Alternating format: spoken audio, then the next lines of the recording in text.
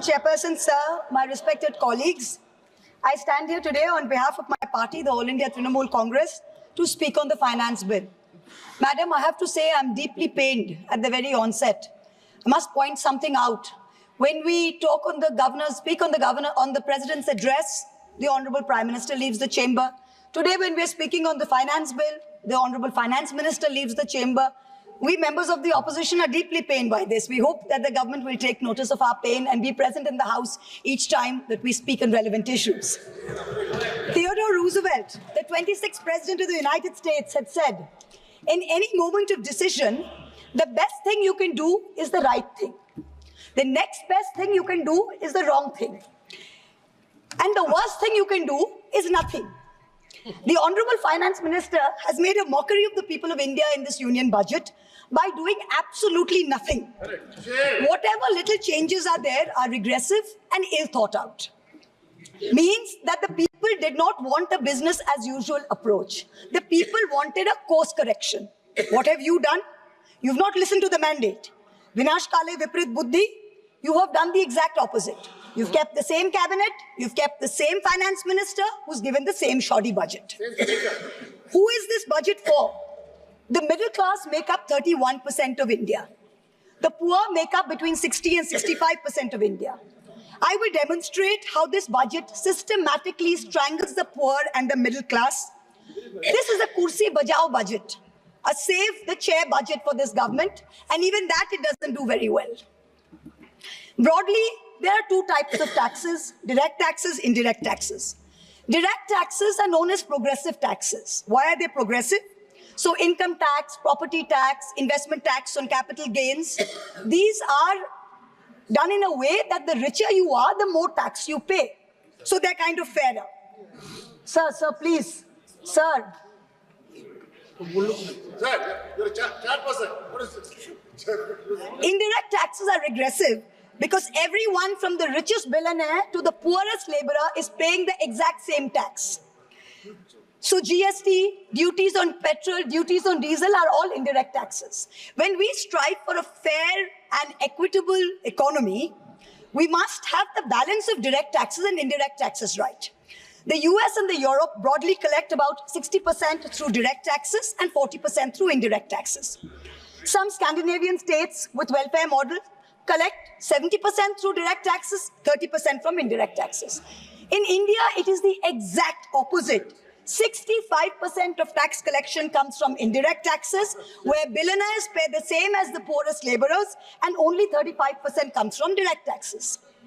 Even within the direct tax bracket, for the first time in our country's history, salaried professionals and the middle class are sharing a greater tax burden than rich corporates.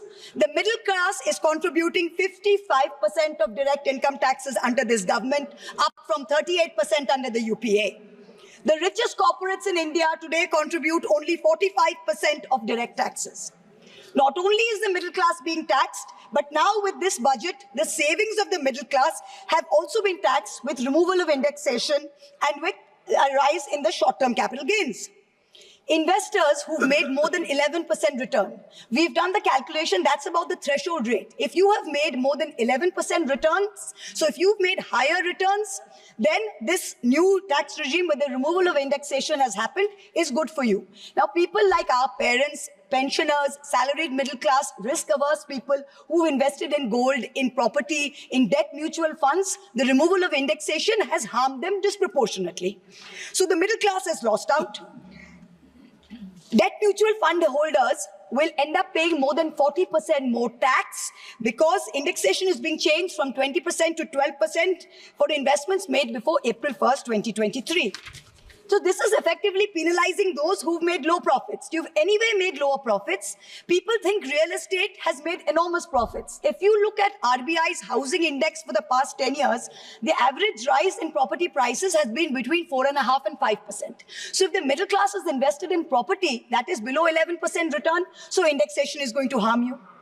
The current GST regime is irrational and iniquitous. There is 18% GST levied on life insurance and medical insurance products.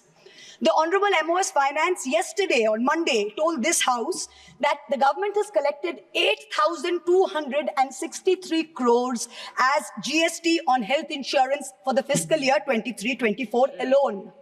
This is blood money. Our Honorable Chief Minister Mamata Banerjee wrote a letter to the Finance Minister, to the Centre, pointing out that this is a completely anti-people tax. What is life insurance? What is health insurance? It is people guaranteeing and spending money and protecting against life's uncertainties, against accident, against injury, against ill health, against death. What are you doing? You are imposing GST, same rate that a billionaire pays, the poorest middle class person has to pay. So people are deterred from taking out new policies. People are deterred from continuing existing insurance. This should be removed at the earliest. Now let me now move on to what affects more than 70% of Indian citizens, social sector allocations. The general trend over the past decade, in every budget in the last 10 years, of which our Honorable Finance Minister has presented 7, has been in nominal terms, you have allocated more money to the social sector. But if you account for inflation and you look at real allocations, inflation adjusted, allocations have seen reductions of over 25% in the past 10 years. I'm going to look at real allocations, that is adjusted for inflation, for some major schemes in the past 10 years. Sarva Shiksha Abhijan, minus 18%.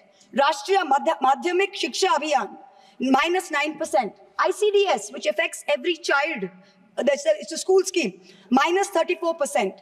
Mission Anganwadi, minus 5%. PM Poshan, minus 45%.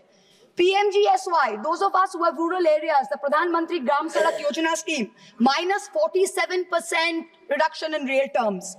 The National Social Assistance Program, minus 20%.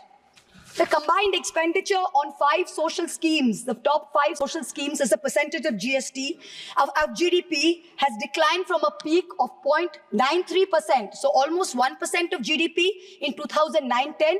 Do you know where it is today in 23-24? It is 0.36%. It is only a third of what it was in 9-10. The Manrega budget during COVID, when the center was telling all the states, please give employment to the laborers, they are going back. The Manrega budget in 2021 was 0.6% of GDP. Do you know what it is today? 0.26%. No, shame. Specific budget figures for 24-25 are shameful. Specific figures, let's look at the specific figures. The allocation for Samarth, which is maternity entitlement and the creche scheme, has been reduced by 70 crores compared to budget estimates of last year. The budget for the National Social Assistance Program, for again, those of us with rural areas, you know how important this is. This is what gives social security pensions to the elderly, to single women, to disabled. This is unchanged from last year at 9,652 crores. 9,600 crores, same as last year, no adjustment for inflation.